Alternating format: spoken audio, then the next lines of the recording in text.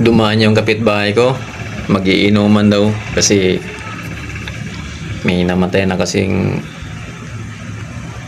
kapitbahay namin dito, inatake sa puso. Sabi niya para maano daw, magiging malusog daw ang puso niya, magiinom daw siya ngayon.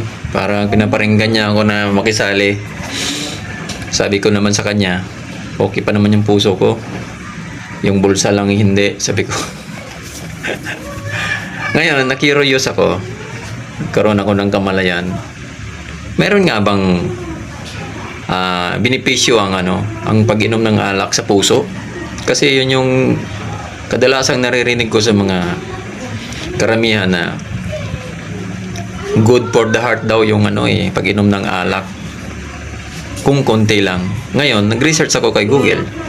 Tinagalog ko na lang para mas mabilis maintindihan. Sabi ko, mayroon bang bagong pagsusuri na ang pag-inom ng nakakalasing na inumin ay nakakabuti sa puso?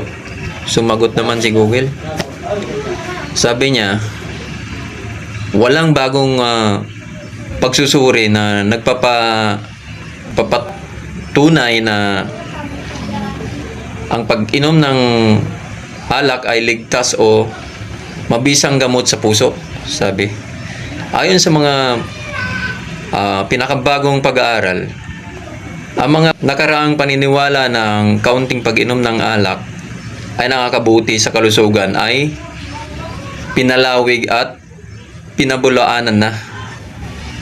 Ipinapakita ng mga bagong datos na ang anib sa sakit at maagang pagkamatay ay tumataas kahit sa mababang antas ng pag-inom. So patunay talaga na yung mga sinaunang pagsusuri o mga nakasanayan na ng mga tenga natin na marinig na good for the heart daw, maganda sa puso yung pag-inom ng alak, lalo na kung konti, ay nagpapatunay na isang lang pala, advertise ng mga nagbibinta ng alak. So, ano pa bang dahilan kung bakit tayo iinom pa ng alak, lalo na alam natin na hindi pala nakakatulong sa kalusugan? 'Di ba?